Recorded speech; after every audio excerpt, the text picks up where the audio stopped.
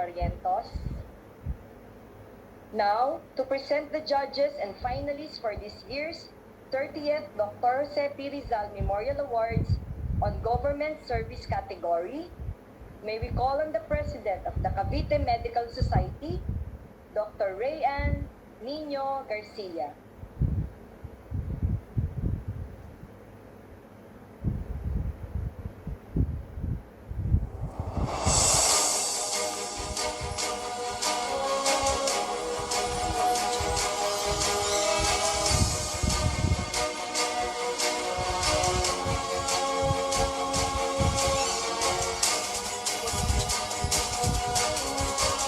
This year's judges for the government service category are Dr. Kenneth G. Ronquillo, Dr. Eleanor Almoro, and Dr. Israel Francis Vargas.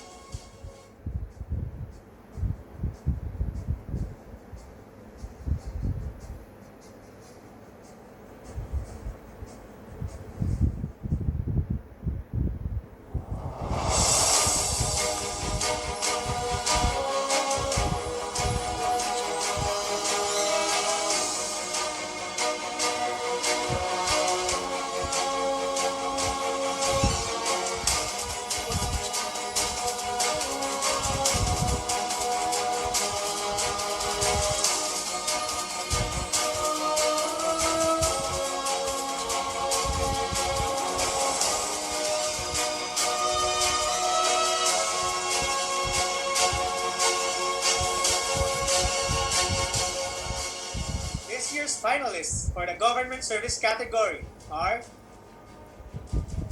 Dr. Emilio Francisco A. Berberabe Jr.,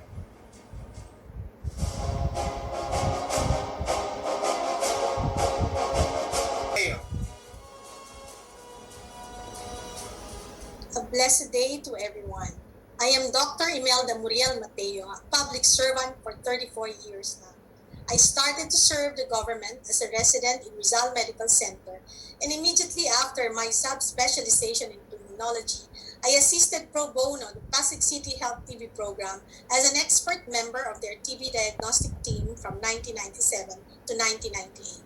After passing the specialty board in pulmonary medicine, I applied as an MS3 at the ARMMC in charge of the TB Dots Clinic.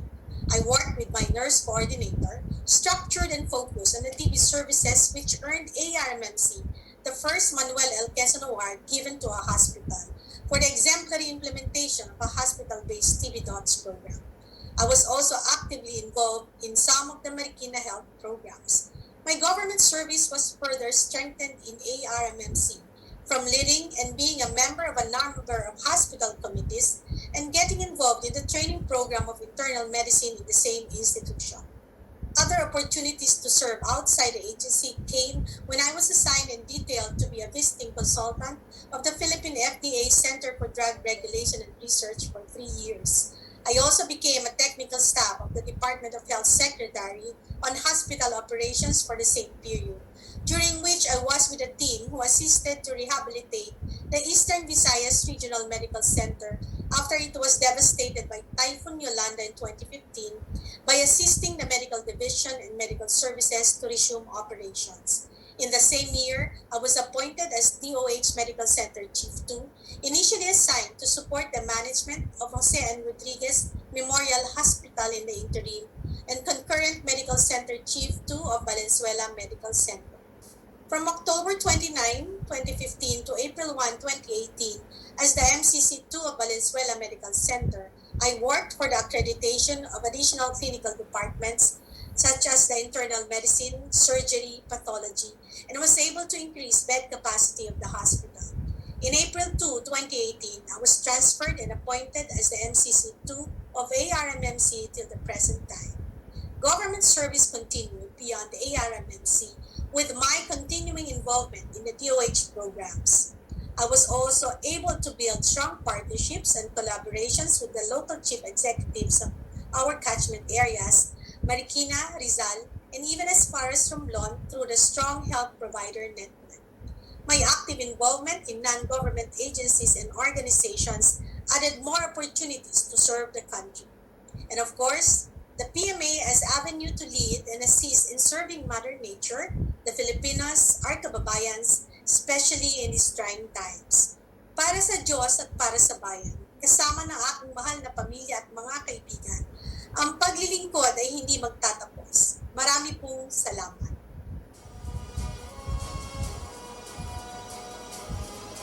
May we now request the Chairman of the Government Service Category, Dr. Kenneth G. Ronquillo, to do the honors of announcing our winner.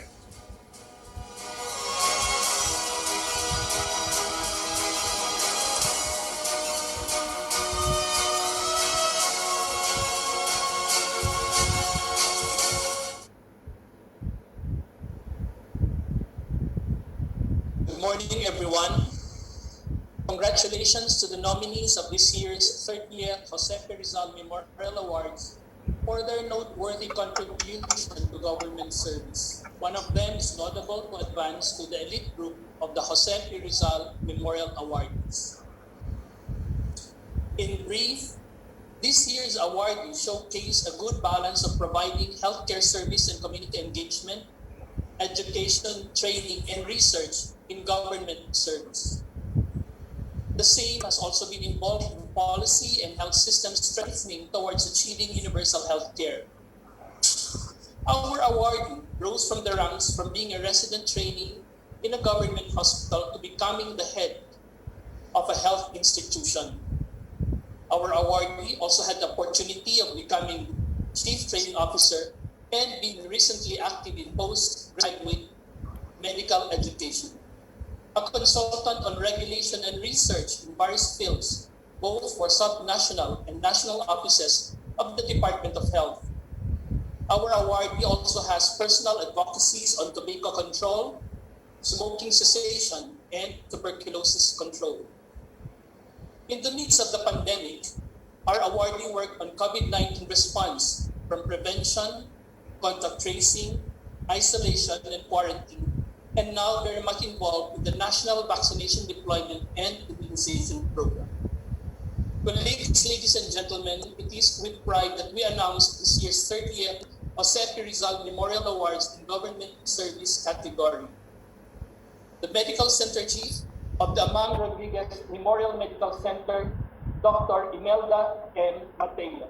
Congratulations.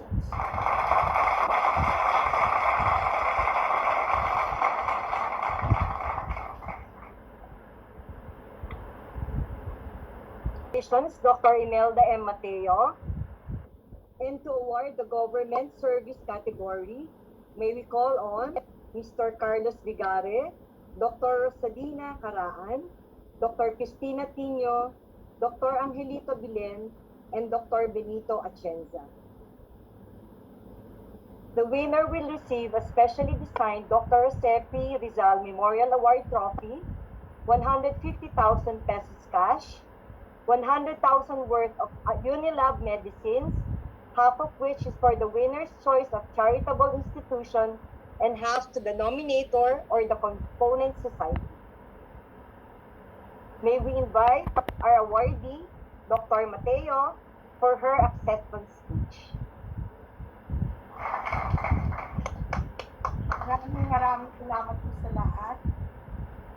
So to the Philippine Medical Association, led by our President, Dr. Benito Atienza, together with the Vice President, Dr. Christine Tino, the Secretary General, Dr. Risa Henson, the National Treasurer, Dr. Mildred Mariano, and the Assistant Secretary General, Dr. Martini Ventura, and to all the members of the Board of Governors. These are the medical servant leaders. I give my gratitude for this prestigious award, which is an affirmation and recognition of the services that a Filipino physician offers to his or her kababayan and the country.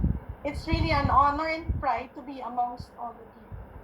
I would also like to extend my heartfelt gratitude to Dr. Caraan and her team in the 30th Dr. Jose P. Rizal Memorial Awards, Board of Judges, of course led by Dr. Kenneth Ronquillo, and for considering me to be worthy of this recognition. I offer this award first to God Almighty and to Mother Mary for letting me be an instrument of crisis. To my husband, Dr. Mon, and to my two daughters, Nikki and Chrissy, who have always been my inspiration and source of strength, especially in these trying and challenging times. My parents, for looking after me and all my brothers and sisters and all our families from above in heaven with the Lord, who raised us to be selfless, generous, and instilled in us the value of sharing and to offer help to whomever would need it. I would also like to share this award to the Marikina Valley Medical Society, its present officers, led by the President-elect Dr. Niños Isavedra, and the immediate past President, Dr. Jan Hermin Cataluna, and all the past presidents and officers for the trust and full support and considering me worthy to be nominated. With special mention, of course, to Dr. Varya, who has been rooting for me and motivating me to complete all the necessary requirements as a candidate for the past couple of years. And finally, I gave in for this year. Mabuhay ang Marikina Valley Medical Society. To my DOH family, to my Amang Rodriguez Memorial Medical Center family, thank you for the confidence and giving me a lot of great opportunities to serve our fellow Filipinos. To my PCP and PCCP families, though they are non-government organizations, they open more avenues for me to serve our countrymen as well. This award means so much to me considering that Dr. Jose P. Rizal is my favorite hero. A national hero and at the same time a model physician, always serving his countrymen. When one sincerely serves without thinking of its returns, one is already rewarded with the gratification of being relevant to another and being part of the well-being of another person. Awards, recognitions are validation for good deeds done, but they should not be one's primary goal nor motivation to serve, because when one is sincere in sharing and working for the good of others, these are already the priceless gifts one can treasure. There's still a lot more to do for our kababayans. Ang paglilingkod ay hindi matatapos. I'd like to think that someday I too can be considered a servant leader in my own right. Congratulations to all the awardees and finalists. Maraming salamat po. Mabuhay ang Pilipinong manggagap. To God be the glory. Thank you very much.